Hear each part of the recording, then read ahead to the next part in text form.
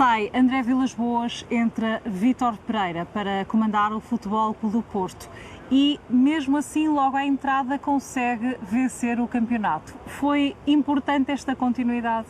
Foi, realmente nós fomos apanhados um bocado de surpresa com a saída do André Vilas-Boas, porque ele tinha contrato e apareceu o Chelsea interessado nele e foi assim uma saída um pouco intempestiva e sem contarmos. Então, naquela emergência de arranjar um substituto, uma vez que não pudemos impedir a saída do André Vilas-Boas porque o Chelsea pagou a cláusula de rescisão que ele tinha no contrato, portanto já não podíamos impedir que isso acontecesse, entendemos que o melhor seria a continuidade do trabalho e o Vítor Pereira era um número 2 do André, mas muito perto dele, com muita influência e que os jogadores respeitavam, entendemos que seria preferível. Uma boa aposta. Veio-se a provar que sim, porque ele venceu 2 campeonatos e achamos que era melhor manter uma continuidade, embora com um estilo diferente,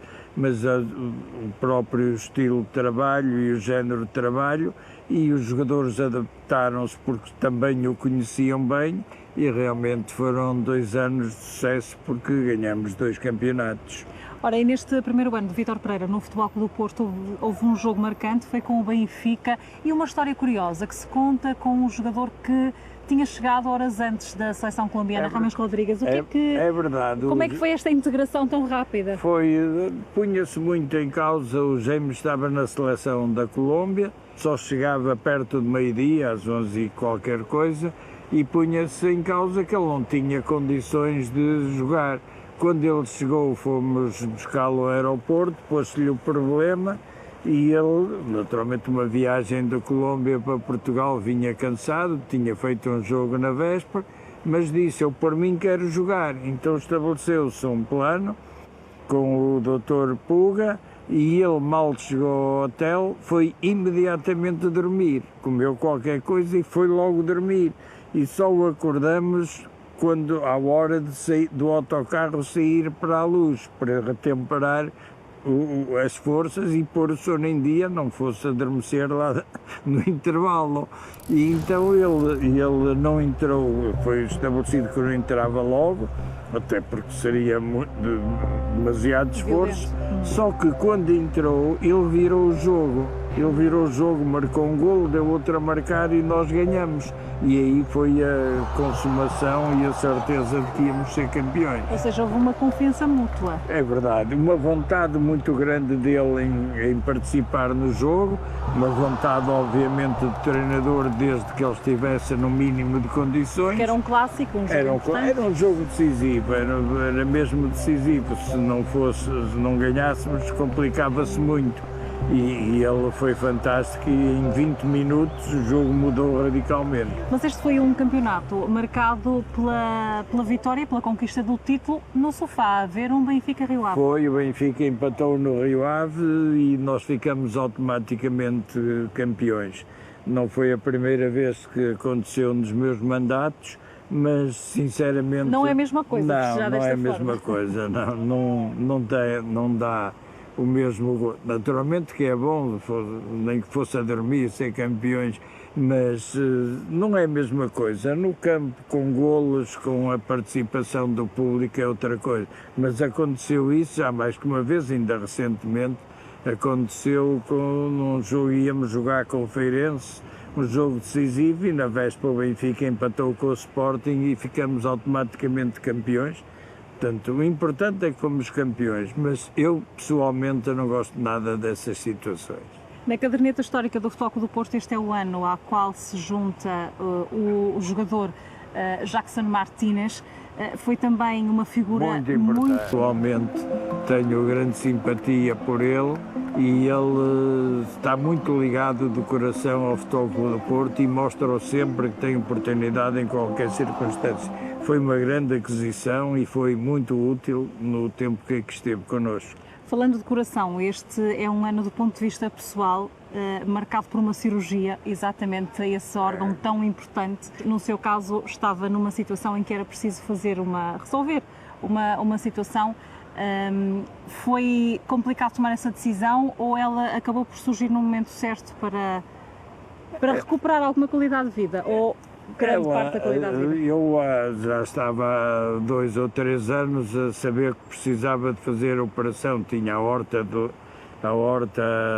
dilatada e o médico, o Dr. Puga, estava-me sempre a dizer, e um dia disse, quando acabar o campeonato eu trato disso, e fui ao professor Filipe Macedo, ele disse-me que havia uma necessidade urgente de fazer a operação, e eu então lembro-me que tomei a decisão, estávamos ao fim de maio, havia o problema das transferências, da época, da planificação. E quis deixar tudo orientado primeiro. Deixar tudo, e havia uma folga à terceira jornada, o Porto jogava em Olhão a terceira jornada, e depois havia uma paragem de 15 dias por causa do campeonato, e foi realmente nessa paragem que eu fui. Felizmente correu bem, porque se corresse mal não estávamos aqui a conversar, que ainda não há ligações para outro mundo que eu saiba, mas correu bem, felizmente. Mas há quem se sinta mais fragilizado quando surge o momento em que é confrontado com a necessidade de uma operação desta natureza a este órgão tão importante como é o coração. Sentiu isso em algum momento, medo? Não, eu não senti medo, porque foi-me posto como um facto irreversível. Lembro-me que estive na Vespa a trabalhar até às 7 horas da tarde, e só às 7 horas é que eu disse às pessoas que estavam comigo que no dia seguinte não ia trabalhar porque ia ser operado. Portanto, encarei com toda a naturalidade. Olha. E a recuperação? Não, isso foi rápido. Ao fim de 8 dias já estava em casa e ao fim do mês já estava no Dragão. Ora, foi muito pouco tempo de separação, talvez o tempo maior que esteve afastado do clube? Sim, mas estava sempre em contacto, desde que fui, até mesmo no hospital, as pessoas iam lá tratar de coisas e de assuntos, nunca me desliguei. Só 2 dias em que estive lá a dormir, só via estrelas. Estrelas, já julgava que estava no céu, mas não estava. Mas já contou que todos os anos o dia dessa cirurgia é um dia de comemoração. É um dia, este ano infelizmente não pôde ser por causa da pandemia, mas todos os anos, nesse dia, no princípio de setembro, e eu junto os médicos que me operaram, o meu cardiologista, que é o Dr. Filipe Macedo, o Dr. Paulo Pinho, que foi o cirurgião, a anestesista, a doutora Raquel, e fazemos um jantar comemorativo do meu aniversário, porque eu, afinal de contas, ressuscitei. Eu lembro-me que 2 dias antes houve um jantar de um amigo meu colega hoje de direção e um grande nome do Futebol Porto, que foi o hoquista, o Vítor Hugo, fez um jantar no Algarve, porque nós jogávamos no Olhanense no sábado, eu vinha para cima domingo para ser operado na segunda. E ele fez um jantar com médicos, já um médico, ainda hoje não sei o nome, que me chama ao lado e diz-me assim: olha, eu sei que segunda-feira você vai ser operado, mas tenha problema, o Paulo Pinho é do melhor que há. Olha, se fosse a aorta é que você estava tramado com F. E eu disse, como? E ele disse, não, se fosse a aorta é que... E eu fiquei a pensar, que era a horta? E eu disse, mas eu ia falar na horta, peguei no telefone e liguei ao Dr. Puga, doutor, a quem é que eu vou ser operado? E ele disse, a horta. E eu disse, mas um colega seu acaba de me dizer, ele é burro. Eu disse, olha, se é burro, não sei que é médico, você não me anda a enganar? Não ando nada. E disse, olha, pronto, seja o que Deus quiser. Mas não me assustou, mas a princípio fiquei, quando ouvi isso, não foi muito animador.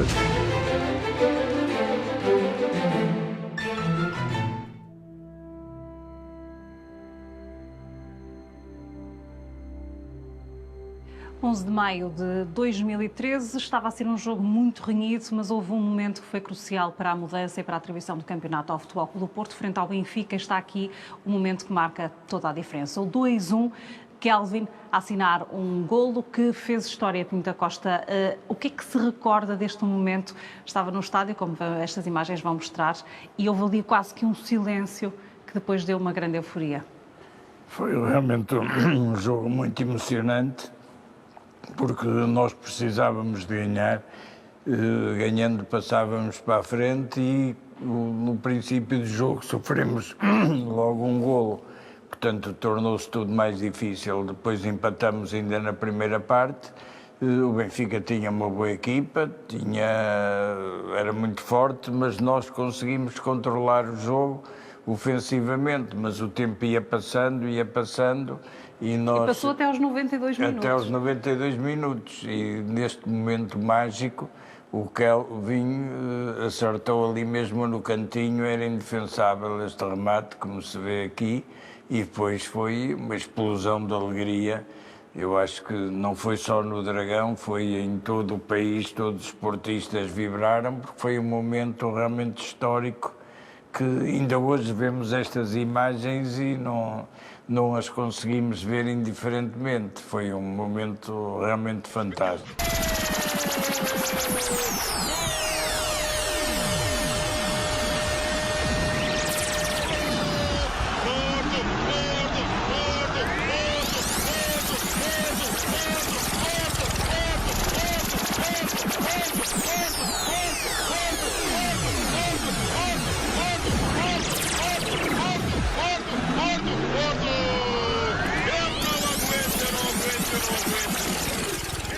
Era difícil, imagino, quase que descrever hoje o ruído que se ouviu naquela altura no Estádio do Dragão. Sim, era impossível. O estádio estava completamente lotado, não, estava mais que lotado, estava super lotado e foi uma explosão tão instantânea, tão ao mesmo tempo toda a gente, que foi um barulho ensurdecedor. Eu não me lembro jamais ter visto um momento como este no estádio do Dragão. Foi realmente um momento que está aqui muito bem retratado, muito bem recordado e penso que talvez seja dos mais importantes momentos da história deste estádio. É também um dos momentos mais marcantes para o próprio Vítor Pereira, que já o disse na carreira que teve enquanto treinador de futebol e estava também a terminar os laços com o Futebol Clube do Porto, porque ele nesta época acaba por sair. Sim, acabou por sair por vontade sua e estou depois uma carreira no estrangeiro, foi isto.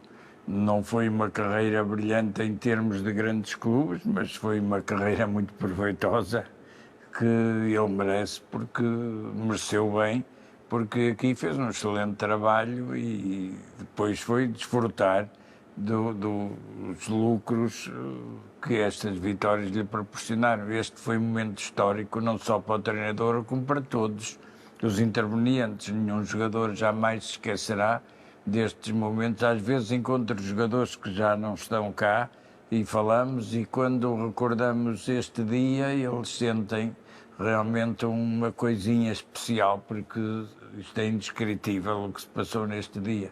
É uma estrelinha da sorte também, nestes momentos? Eu acho que não, porque nós fizemos tudo para ganhar. E foi o facto de ser aos 92 minutos, mas tanto vale o golo que se marca no primeiro como no último. E a equipa nunca deixou de acreditar. As substituições que o treinador fez foram ofensivas, nunca para segurar o empate, sempre à procura da vitória. E houve realmente jogadas fantásticas que mereciam o golo antes. E, aliás, o senhor até dançou no camarote, lembra-se desse momento? Lembro que vejo aqui, mas não me lembrava, porque eu, a partir daquele momento, eu acho que até tive que chamar a atenção. O campeonato, não tínhamos ganho o campeonato, ainda faltava um jogo e eu estava preocupado. A minha preocupação foi, a partir do jogo, lembro-me que vim no fim ao balneário, era uma euforia fantástica, e eu chamei a atenção de que não tínhamos ganho nada, só tínhamos ganho ao Benfica, porque no último jogo tínhamos uma deslocação muito difícil ao Passos Ferreira, que é sempre muito difícil.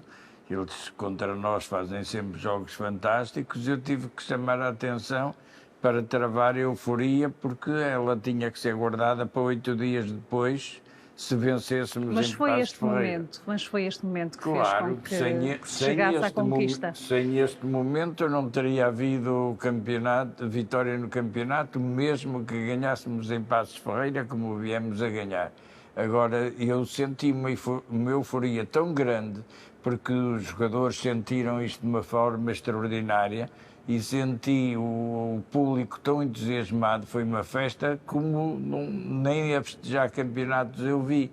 Portanto, eu tive que pôr um travão a essa euforia, e durante toda a semana o meu trabalho foi junto da equipa de chamar a atenção de que final era o jogo de Passos Ferreira, e realmente valeu a pena, porque eles concentraram-se e, passados uns dias, já estavam completamente focados no Passos Ferreira e compreenderam que não tínhamos ganho ainda nada. Mas acabaram por ganhar? Acabaram por ganhar, com todo o mérito, e depois deu-se a saída do Vítor Pereira. Veio o Paulo Fonseca, que começou a época ainda em 2013 a vencer a Supertaça ao Vitória de Guimarães. Foi um outro troféu importante para este ano. Foi outro troféu, é evidente. Mas este ano ficou sobretudo marcado pela inauguração deste museu. Foi nesse ano, em 2013, que inauguramos o museu, que é um motivo de orgulho, que já tivemos oportunidade aqui de visitar, e que realmente todas as equipas estrangeiras, quando vêm aqui, dizem que não viram jamais qualquer museu de clube que se assemelhasse a este. E é aqui exatamente que está este espaço o Espaço Kelvin, para retratar exatamente este ano, mas há muitos outros espaços no museu que enchem de orgulho os adeptos. Tem algum preferido? Eu gosto muito, para mim, o aspecto mais bonito gosto daquela imagem que se vê do primeiro andar, cá para baixo, para onde estão as taças internacionais. Acho que, visto de cima, é uma visão fantástica, não só pelo que significam os 7 troféus internacionais que vencemos, mas aquele conjunto, as luzes, o fundo com as imagens do Porto. Acho talvez o sítio mais bonito, e gosto muito também, além deste, do recanto onde está o meu Lucho, que é o meu cão, que é acho que é um espaço interessante e que muita gente fica ali a discutir. Já vi gente a discutir se sou eu que lá estou, se não sou, porque realmente acho que foi uma ideia muito original e que foi bem conseguida. E há uma história sobre isso, podia partilhar connosco, sobre é ou não é o Presidente Exato, Pinto da uma Costa vez eu estava ali lá a ver aquilo, e estava um casal já de uma certa idade, e a senhora dizia que era eu que estava ali, e o senhor dizia: não pode ser, então ele está aqui todo dia, não pode ser, ele não pode ser. Estavam a discutir, e depois, quando me viram, chegaram à conclusão que realmente ele tinha razão, não era eu que estava lá, era eu, mas através daquelas imagens. E é a tecnologia que está a funcionar. Isso foi um episódio engraçado, porque eu pus-me atrás e eles a discutir: não é? E dizia: tu não és, mas tu achas que ele pode estar aqui todo o dia? Não pode estar. E depois, quando me viram, foi uma risota.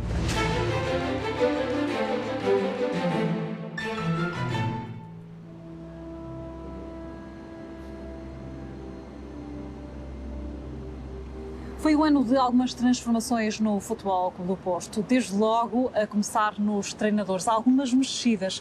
A primeira, a substituição de Paulo Fonseca por Luís Castro. Foi difícil esta passagem ou estas tomadas de decisão? Foi muito difícil, porque depois do sucesso do André Vilas-Boas e do seu adjunto, que ocupou o seu lugar nos anos seguintes e venceu o campeonato, era complicado a escolha de treinador. Eu optei pelo Paulo Fonseca, acreditava muito nas suas qualidades, na sua potencialidade como treinador, e foi a minha escolha, que ele aceitou de muito bom grado. Só que aconteceu que os resultados não apareceram logo, e o público, ele não caiu no goto do público. E depois, um dia, no final de um jogo, vi uns lenços brancos e ficou muito impressionado e chegou ao pé de mim e disse: eu vou-me embora, lenços brancos. Eu até lhe disse: oh, mister, a gente põe lenços azuis, o problema é ser lenços brancos e tal. Mas ele entrou ali em parafuso com os lenços brancos, os resultados. Era a pressão de um clube grande? Era a pressão de um clube grande, não estava preparado para ela e não aguentou, por mais força que eu lhe tivesse dado. E contra a minha vontade, ele saiu, foi-se embora, e o futuro veio a provar que eu tinha razão, que ele é um grande treinador, com uma potencialidade enorme, que tinha bom diálogo com os jogadores, só que ele ficou muito impressionado com a contestação aos primeiros resultados menos bons que teve, e começou a insistir que era melhor ir embora, que não queria que eu tivesse problemas. E eu dizia: olha, eu nunca tenho problemas é pôr a equipa a jogar, você tem capacidade. Mas não conseguiu convencê-lo? Não, chegou a um ponto que já não tinha, ele mesmo criou condições que não lhe permitiam continuar, e depois os jogadores aperceberam-se da vontade dele de sair, de que não estava a sentir-se com força para pegar no grupo, mas foi contra a minha vontade, que eu tinha a certeza que ele ia triunfar. E a prova disso é que ele saiu daqui, foi para o Shakhtar e ganhou campeonatos, e de seguida foi para Roma, onde esteve na Champions e mostrou grande qualidade, e de certeza que vai continuar no mais alto nível como treinador, porque era um excelente treinador. A sua saída criou um novo problema, porque na altura não havia treinadores disponíveis. Avançou Luís Castro. Avançou Luís Castro, que é um treinador competente, mas de outro estilo, que tinha estado com a equipa B, tinha vencido inclusive o campeonato com a Liga B. Mas não era definitivo. Mas não era definitivo, porque não se sentia, ele mesmo não queria, não tinha experiência de estar à frente de um grande clube. Hoje é diferente, porque ele depois disso já passou pelo Guimarães, também já esteve com sucesso no estrangeiro. Hoje é um treinador que estará, de certeza, preparadíssimo para poder pegar num grande clube. Mas naquela altura foi visto pelos próprios jogadores, que não punham em causa os seus conhecimentos, mas foi visto como o treinador da B, o que é negativo, que normalmente em muitos clubes é isso que se faz: o treinador vai embora, sobe o da B, como aconteceu ainda este ano noutros clubes, e o treinador da B é visto como uma solução precária. Era preciso, nesta altura, dar um sinal claro à equipa de alguma mudança, e isso foi encontrar em Lopetegui. O que é que ele tinha como características que, naquela época, faziam falta ao grupo, que acabou por renovar-se, em parte? Depois da experiência mal sucedida em termos de resultados, e não por falta de capacidade, como já disse, e eles mesmos já demonstraram que eu tinha razão, era necessário dar um novo espírito, incutir talvez mais entusiasmo, mais disciplina. E as informações que eu tinha do Lopetegui era de que era um indivíduo realmente disciplinador, mas também arrojado, e que era capaz de fazer um bom trabalho. E nós formamos uma boa equipa, vieram excelentes jogadores, veio o Oliver, veio o Casemiro, vieram uma série de bons jogadores, e a equipa jogava bem. Teve alguns percalços pelo caminho, mas o Lopetegui inicialmente deu-nos muitas esperanças. Depois, com o passar do tempo e não aparecendo resultados, os próprios jogadores começam a não confiar tanto, e acabou por, mais tarde, interromper também o seu trabalho. Agora, a prova de que eu não estava enganado acerca da sua qualidade é ver o percurso dele. Ele, depois de sair do Futebol do Porto, foi treinador da Seleção de Espanha, foi treinador do Real Madrid e é atualmente treinador de Sevilha. Isto parece-me que seriam muitos a apostar errado se ele não tivesse realmente grandes qualidades. E no Sevilha montou uma grande equipe, mas aqui infelizmente não resultou em termos de conseguir as vitórias alcançadas. E o futebol vive de vitórias, os clubes vivem dos troféus, e ele mesmo compreendeu que a situação não era boa e foi realmente embora. Mas mantém com o clube boas relações, ainda agora em Sevilha apareceu a acompanhar-nos quando fomos jogar com o Chelsea, e segue o seu destino. Nós seguimos o nosso, felizmente com vitórias de outros treinadores que lhe seguiram, e ao lado de seguir a vida dele também com grandes clubes, porque é um treinador de muito boa qualidade. Falar deste ano é falar também de um outro nome, Ruben Neves, e também no futebol muito se diz sobre recordes, e este jogador acaba por protagonizar aqui pelo menos 2 recordes, quanto à idade, como sendo o mais novo a entrar na equipa principal e o primeiro a marcar mais jovem. O que é que isto simbolizou à época, num ano pouco É uma coisa atípico? engraçada, que ninguém dava valor ao Ruben Neves, e na primeira conversa que eu tive com o Lopetegui, estávamos a falar dos jogadores, do nosso plantel, o que é que ele entendia que era necessário. Ele queria um extremo rápido, veio o Telho, que ainda hoje joga na primeira divisão de Espanha, e depois ele disse-me assim: olha, o Futebol do Porto tem um miúdo de 16 anos que eu vou fazer dele jogador para a primeira equipa. E eu perguntei-lhe o nome, e ele disse-me Ruben Neves. E eu disse: olha, sinceramente eu não conheço. Perguntei logo a várias pessoas e disse: é o Ruben Neves, é um miúdo, não sei quem, ninguém sabia quem era o Ruben Neves. De onde é que ele o conhecia? E ele foi treinador da seleção júnior de Espanha, que foi campeã do mundo, portanto também um currículo. Ele não era um indivíduo sem currículo, tinha sido campeão do mundo ainda que nos júniores. E ele disse-me: eu vi em Portugal um miúdo, Ruben Neves, que até perguntei quem era o clube e disseram-me que é do Porto. Eu quero ver esse miúdo nos séniores, porque ele ainda era júnior, só tinha 17 anos.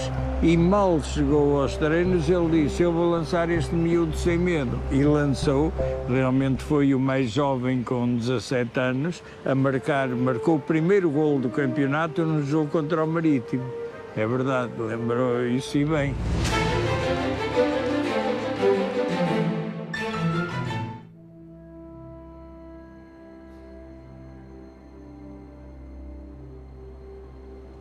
Neste ano, o Futebol Clube do Porto chegou aos quartos de final da Liga dos Campeões. Era Lopetegui que estava a treinar a equipa. Contava que fosse tão longe, ou poderia o Futebol Clube do Porto neste ano ainda ter avançado mais na Liga Milionária? Podíamos ter chegado mais longe. Nós fizemos uma exibição muito boa contra o Bayern de Munique no Dragão. Curiosamente, quando estes dias lembrou que o momento foi notável, só que tivemos um percalço, que nesse jogo, por levarem cartões amarelos, ficamos sem os defesas, o Alexandro e o Danilo, e não tivemos substitutos à altura para a segunda mão, e aí correu mal e fomos eliminados. Mas tivemos à beira de poder passar às meias finais, não tivesse sido, penso eu, esse percalço que foi a ausência de 2 jogadores-chave na nossa defesa. Foi com o Lopetegui. Depois vamos neste ano falar de um outro espanhol, Iker Casillas. Houve aqui o que muitos disseram que acabou por ser um encontro improvável, a vinda de Iker Casillas para o Futebol Clube do Porto, diretamente de Madrid. Como é que se processou toda esta transferência, que acabou por se tornar um pouco mais do que aquilo que inicialmente se pensava que ia ser no tempo? Sim, o Iker estava com problemas de relacionamento com o Real Madrid, com algumas pessoas do Real Madrid, porque ele nunca esqueceu o clube, onde aliás está novamente, e foi-nos posta a possibilidade dele poder representar o Futebol do Porto. A princípio nem admitimos a hipótese, mas depois tornou-se viável, porque o Real Madrid, com quem o jogador tinha contrato, participou na grande maioria do seu salário e tornou isso viável. E eu entendo que foi positivo, porque não só pelo seu valor como guarda-redes, mas também porque era uma figura mítica do futebol espanhol. Trouxe muito espanhol, sobretudo da Galiza, onde o Real Madrid tem uma grande influência, a vir ver os nossos jogos, e não foi por acaso que ele batia os recordes nas vendas de camisolas, porque a maioria dos espanhóis vinham visitar o Porto, levavam sempre uma camisola do Ícar. Ele deixou uma boa recordação, infelizmente teve que interromper a sua estadia aqui como jogador por um problema que teve, que felizmente está ultrapassado e faz hoje a vida normal, mas foi uma lenda do futebol espanhol que nós temos muita satisfação em que tenha feito parte também de alguma história do Futebol Clube do Porto. A determinada altura, o Iker Casillas acaba por ser também ele mesmo quase que um embaixador da cidade de Porto, porque ele se apaixona pela cidade. Isso também contribuiu para que ficasse mais tempo aqui em Portugal? Sim, julgo que sim. Tanto ele como a sua mulher e os miúdos adoravam o Porto e em toda a parte faziam uma grande publicidade ao Porto. Eu recordo-me de ter ido a um centenário onde inclusive estava o rei de Espanha e estava o Ícar, e eu fui convidado para isso. Era, creio que, o centenário do jornal A Marca, e as referências ao Porto por toda a gente, não só ao clube mas à cidade, eram enormes e muito abonatórias, e eu penso que nessa mensagem estava muito do Ícar, que em qualquer lugar fazia as melhores referências à cidade do Porto e ao povo portuense. Vamos falar também deste ano, por causa do handball. Houve uma conquista que foi um culminar de grandes anos e de belíssimas conquistas do campeonato, o heptacampeonato, e neste caso com sabor especial, vitória sofrida frente ao Sporting para essa conquista. O handball a ganhar ainda mais expressão com esta marca do heptacampeonato. Sim, é evidente, nós tinha sido difícil vencer o primeiro campeonato, mas depois de conseguido embalamos e nesse ano ganhamos o hepta com um treinador que foi muito importante, o Obradovic, creio que é assim que se pronuncia, mas que era um treinador que eu gostava muito, e foram aí lançados alicerces muito sólidos para aquilo que hoje o handball é, não só a nível nacional como internacional. Hoje o Futebol do Porto é reconhecido pela Europa como uma das grandes potências do handball, mas tudo tem um princípio, e eu acho que esse heptacampeonato foi um marco importante, porque foi o consolidar da hegemonia do handball, do Futebol do Porto no handball português. Como já disse, isto acabou por contar para a afirmação do handball e como uma das modalidades fortes da marca Futebol Clube do Porto. Sim, foi uma sequência de vitórias que não só impôs o handball do Futebol do Porto a nível nacional, mas começou a abrir as portas do handball internacional. E hoje o prestígio que temos, baseado também nos magníficos resultados que obtivemos na Taça dos Campeões Europeus de Handball, tiveram um princípio, como tudo, e esse princípio foram esses campeonatos que foram ganhos esses anos sucessivamente e que hoje fazem que o handball do Futebol do Porto seja uma marca já internacional.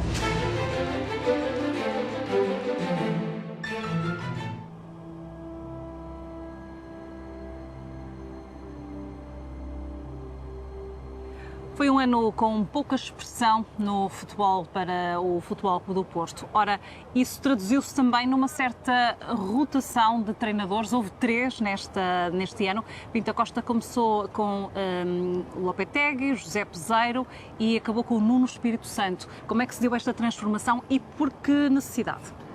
O Lopetegui, ao fim de vários anos, não tinha conseguido qualquer vitória, havia muita contestação e não havia uma empatia perfeita entre jogadores, treinador e público, e então resolvemos interromper a sua permanência como treinador. Foi um período de transição e a nossa opção foi o José Peseiro, que até estava no estrangeiro, mas que infelizmente para nós e para ele não teve sucesso, embora tivesse marcado presença numa final da Taça de Portugal, que perdemos contra o Sporting de Braga, e dado o insucesso que foi realmente a sua passagem, terminamos o acordo e veio então Nuno Espírito Santo. Nuno Espírito Santo, que se viria a revelar um bom treinador, que se identificava com o clube porque tinha sido nosso atleta, mas que infelizmente também não teve sucesso, muito fruto do tempo que naquela altura havia em relação à arbitragem. Foi o célebre tempo dos padres, em que ficou assim conhecido pelos e-mails com que eles tratavam entre eles como padres, e dado realmente essa situação ele não teve sucesso e no final do contrato resolveu partir para a Inglaterra. Ao longo dos mandatos enquanto presidente, contratou e rescindiu com muitos treinadores. O momento da rescisão é determinado pelo quê? Pela pressão externa, pelo momento em que decide que já não há condições, e condições é que ficam a faltar afinal? Não rescindi assim muitos, treinadores chegaram ao fim dos contratos e não renovamos. Agora, felizmente também, rescindi com treinadores por motivos bons, porque tanto o Artur Jorge, por exemplo, como o Mourinho, como o Vilas Boas rescindiram os contratos, porque dado o sucesso que tiveram no Futebol Clube do Porto, apareceram grandes clubes estrangeiros que pagaram as cláusulas de rescisão e assim eles partiram. O Artur Jorge para o Matra Racing, o Vilas Boas, tanto o Vilas Boas como o Mourinho para o Chelsea, e essas foram rescisões agradáveis.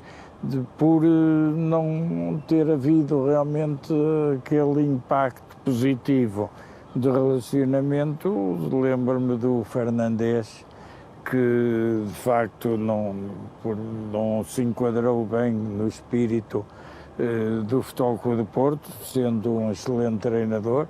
E até há um facto curioso com o Fernandes. O Fernandes veio para o Futebol Clube do Porto, venceu a Taça Intercontinental, tem o nome gravado a letras de ouro na nossa história, está no nosso museu. E depois, porque houve motivos disciplinares com alguma gravidade com alguns jogadores antes de um jogo que tínhamos com o Sporting de Braga, ficou entre nós combinado que esses jogadores seriam suspensos. Para minha surpresa, na hora da convocatória para esse jogo, eles foram convocados, jogaram, não estavam em condições e perdemos o jogo. De facto, o Fernandes achou que tinha cometido um erro, pôs o lugar à disposição e eu aceitei e ele foi-se embora. Curiosamente, mantivemos uma boa relação de amizade, porque do ponto de vista pessoal, e curiosamente, quando eu fiz 25 anos de presidente, fizeram um jantar com uma festa e ele veio com a sua mulher propositadamente de Espanha aqui ao jantar na Bolsa, no Palácio da Bolsa, e esteve presente numa prova de amizade e de que realmente a passagem pelo Futebol do Porto lhe dizia muito, porque de facto ele está na nossa história como um dos vencedores das duas taças intercontinentais. Ou seja, rescisão não é igual a ruptura? Não, de maneira nenhuma. De relacionamento, nada, ficamos amigos e essa foi uma prova inequívoca da compreensão dele, porque a situação de facto tinha-se tornado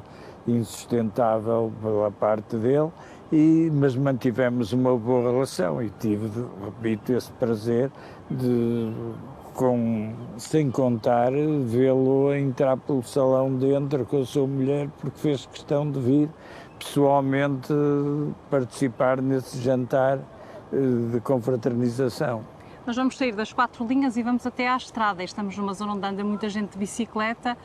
Vamos falar exatamente das 2 rodas e do ciclismo, porque 2016 foi o concretizar de uma promessa sua, que era o regresso do ciclismo. O Futebol Clube do Porto junta-se à marca W52 e começa a vencer as voltas a Portugal até 2020. E isso foi o resultado de um grande esforço, um grande trabalho, ou mérito também ao nível das parcerias e da escolha dos atletas. Exato, eu gostava e gosto muito de ciclismo. Eu lembro-me que tinha 10 anos e ir para a Avenida dos Aliados à espera do Fernando Moreira, que tinha ganho a Volta a Portugal. Nessa altura a hegemonia do ciclismo era do Nicolau e do Trindade, que eram corredores do Benfica e do Sporting, e o Porto nunca tinha ganho. E nesse ano o Fernando Moreira meteu-se nessa luta, ganhou a Volta a Portugal e foi uma loucura a sua chegada à Avenida dos Aliados para ser recebido na nossa antiga sede. E a partir daí eu fiquei com uma grande paixão pelo ciclismo, mesmo quando não tinha qualquer função ou responsabilidade no clube. Acompanhava as voltas a Portugal e a ver os ciclistas a passar nas mais diversas localidades. Uma descentralização, é um desporto que promove muita descentralização. E recordo-me, e uma das minhas vontades, não era só por eu gostar de ciclismo, é que às vezes lembro-me de ter estado num jantar de portistas em Viseu, já há muitos anos, ainda antes deste ano, termos ciclismo, e então aquelas pessoas diziam: mas eu sou portista, porque quando havia ciclismo, os ciclistas do Porto passavam à frente, passaram à minha porta, e lembravam-se, e eu percebi a importância que tinha, não aqui na cidade, mas pelo país fora, a quantidade de portistas que o eram, fruto do terem visto o ciclismo, os atletas do Futebol Clube do Porto então, a vencer. Então era preciso fazer regressar ao ciclismo. Portanto, era essa ambição que eu tinha. Um dia apareceu-me o Sr. Quintanilha como uma hipótese de... Ele tinha uma equipa de ciclismo, queria fazer uma parceria. Estava em conversações com o Sporting. Esta é uma história interessante porque mostra a personalidade do senhor. E o senhor, que era sportinguista, que eu hoje acho que ele é mais sportista do que Sporting, era sportinguista e estava em conversações com o Sporting, só que o Sporting não o tratou com um mínimo de cortesia e pensava que estava a falar que estava a fazer um favor, e ele não gostou. E veio aqui. E veio propor-lhe a si veio aqui através de um amigo meu que gostava muito de ciclismo, lá de Felgueiras, e trouxe-o cá. E não conhecia o senhor.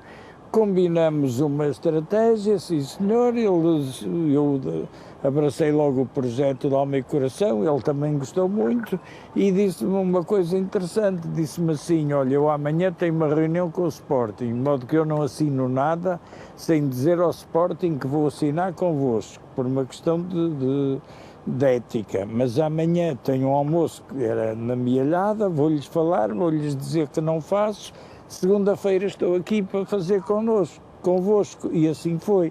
Desvinculou-se dos acordos que tinha com o Sporting e fez uma parceria connosco. Isso teve logo sucesso, porque nesse ano ganhamos logo a Volta a Portugal através do Rui Vinhas, e é uma parceria que já foi renovada, teve grande sucesso, porque de então para cá, até hoje, todas as voltas a Portugal foram ganhas por atletas da W52 Futebol Clube do Porto. De modo que já o Alarcón, o Espanhol e entretanto portugueses, chamaram todos vários, o João Rodrigues, o Amaro, e este ano estou convencido que vamos ganhar novamente. Ele tem muito orgulho em dizer que nunca perdeu uma volta com o Futebol Clube do Porto, e eu também igualmente, e tenho a certeza que esta parceria vai durar muito tempo, porque ele é um grande entusiasmo de ciclismo e, portanto, vai perdurar, e continuo a acreditar que sempre com sucesso. Eu gostava de aproveitar, já que alguém aqui o reconheceu, não é o único, já fez várias paragens para tirar fotografias, para conversar um pouco com as pessoas. Como é que é lidar para si com este reconhecimento na rua? Já estou habituado, já não me afeta nada, pelo contrário, até acho que as pessoas são muito simpáticas e se uma pessoa pede a outra para tirar uma fotografia é porque lhe dá gosto. Se lhe dá gosto, é uma oportunidade que eu tenho. Mas eu já reparei que nunca diz que não. Pois não, porque se me pedem para tirar uma fotografia, porque as pessoas têm estima por mim. Portanto, eu não posso retribuir essa estima com antipatia, de modo que tenho que dizer. É um sinal que de sim. respeito também pelas pessoas que o apoiam e apoiam o É Futebol Clube do verdade, Porto. é verdade. São pessoas que têm o mesmo sentimento que eu em relação ao Futebol Clube do Porto. É porque gostam do Futebol Clube do Porto. Às vezes também me aparecem alguns que dizem que são de outros clubes, mas pronto, mas também... Mas também esse trata com simpatia. Trato, porque se eles me pedem para tirar uma fotografia comigo, não deve ser para depois me cortarem a cabeça na fotografia, porque agora ficam digitais, não dá para isso. Mas isso faz de si uma pessoa mais simples, o facto não, de ter essa nem paciência simples, e nem vontade nada. de Não, ouvir tenho. os outros. Eu também, quando era criança, eu lembro que também pedia autógrafos para casa presidentes, nunca pedia, embora os conhecesse, mas pedia, lembro-me de ser miúdo e pedia autógrafos a jogadores e tinha livros de autógrafos. Portanto, penso que as pessoas hoje, se têm estima por mim, eu não faço favor nenhum em lhes retribuir essa simpatia. O mínimo que posso fazer, de facto, é ceder ao que eles querem.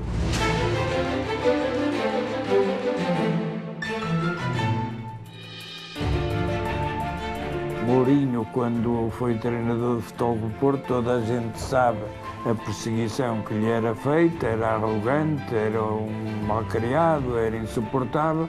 No dia em que saiu do Porto, assinou pelo Chelsea, passou a ser o number one. Já era um gentleman, já era um cavalheiro. Um dia, se o Sérgio Conceição fosse parar, que há de ser muito difícil, porque o coração dele não vai mudar de certeza, se treinasse um clube de Lisboa, de certeza que o Sérgio Conceição ainda ia ganhar o Prémio Nobel da Paz.